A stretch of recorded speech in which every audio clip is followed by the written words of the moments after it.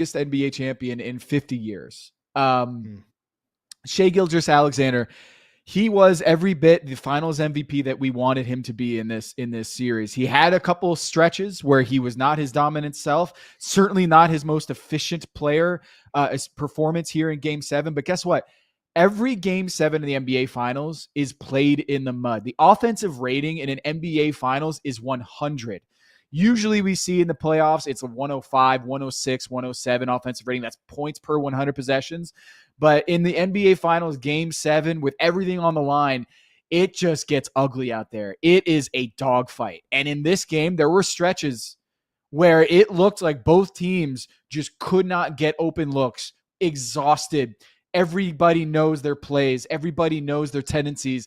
And it looks like both teams were just playing in the mud. And that's what happens. Like you said, if you go back in Game 7s or even in clinching scenarios, there's a lot of ugly shooting lines for guys that we remember. Game 7 versus Boston in 2010 was 6 of 24. Yeah. 6 of 24. But the game was 83-79. Inefficient for everybody. He gave the game what it needed and got to the free throw line and rebounded like crazy, played defense like crazy. It's not just about efficiency in these games. I think you're right there, Tom, because for SGA, he gave it what he needed. And by the way, it was his first finals against a great Pacers defense. They were awesome defensively, extending to a Game 7, a Game 6, changing their scheme with the pickup point, among other things. They were great, playing a factor in why SGA wasn't super efficient. But sorry, I interjected there with what you're saying about SGA. Well, here's a stat for you that blew my mind. Shai Gilgeous-Alexander in this series averaged 30.3 points per game, right? 5+ rebounds per game, about 5 assists per game. No other player had more blocks in this finals than Shai Gilgeous-Alexander. Wow. He was the team leader with 11 blocks, tied with Chet Holmgren with 11 blocks. Chet Holmgren had 5 blocks in this game to give himself 11 for this series. Shai Gilgeous-Alexander was leading Chet Holmgren and Isaiah Hartenstein in this series in shots blocked. And now, as you see it here on the screen, 30.3 points, 5.6 assists, 1.9 steals per game. He had another 2 tonight, and then 1.6 blocks per game. That is insane. Like, no other player had as many blocks in this series, more blocks than Shai Gilgeous-Alexander in this series. That's your point guard for the Oklahoma City Thunder, is leading the team along with Chet Holmgren in blocks with 11 for the series. So when we talk about great those players, steals, Tom, with his length too, like the way he got those steals, it isn't just like deflection. He gets the ball. It was like Siakam posting up down low and SGA reaching around and using his long wingspan to get the ball away from Siakam on the low post and earlier in that series. Like some amazing steals he had.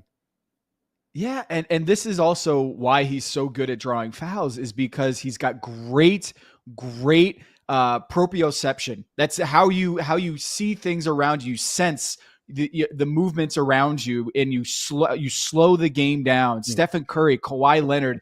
Thanks for explaining that word. I appreciate it.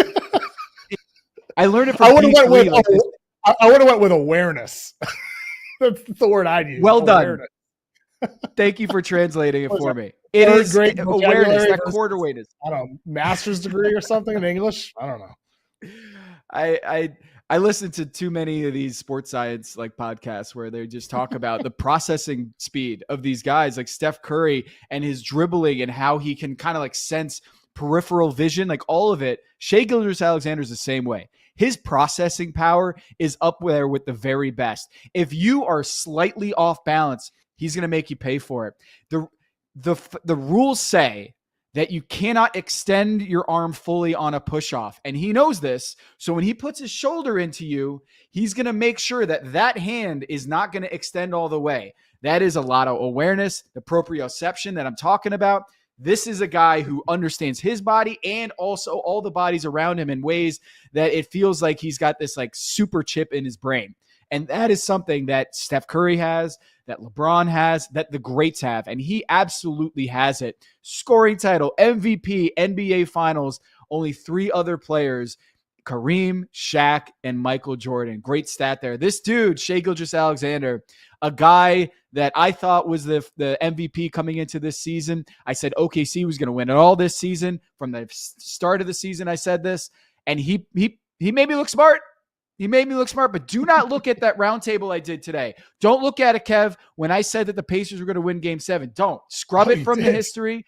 I said Pacers were going to win this one, and so I'm hoping that no one is watching this on YouTube. I hope no one is actually watching. Wow! I said Pacers were going to win Game 7. Yeah. Oh I my did. God, What, Tom? What? I mean, it was 16-16 when Tyrese got hurt. I felt bad. I felt bad not participating.